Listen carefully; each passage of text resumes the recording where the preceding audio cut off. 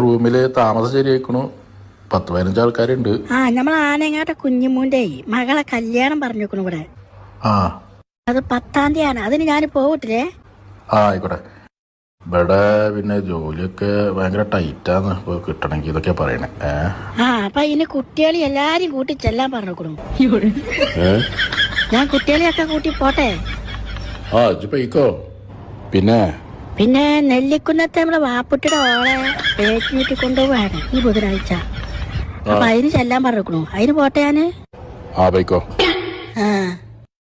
അപ്പൊ ഞാൻ പറഞ്ഞത് ഭയങ്കര ടൈറ്റാണ് ജോലിക്ക്. പ്രാർത്ഥിക്കൊണ്ടു. ഇപ്പൊ ഈ വിസിറ്റിൽ വന്നിട്ട് ഇപ്പോ റൂമിലൊന്നും ഭക്ഷണമല്ല, പുറത്തുനിന്ന് കഴിക്കണേ. അതിന്റെ ചെലവും ഇതൊക്കെ പാടപ്പം ഇങ്ങനെ ബുദ്ധിമുട്ട് തന്നെയാണ്.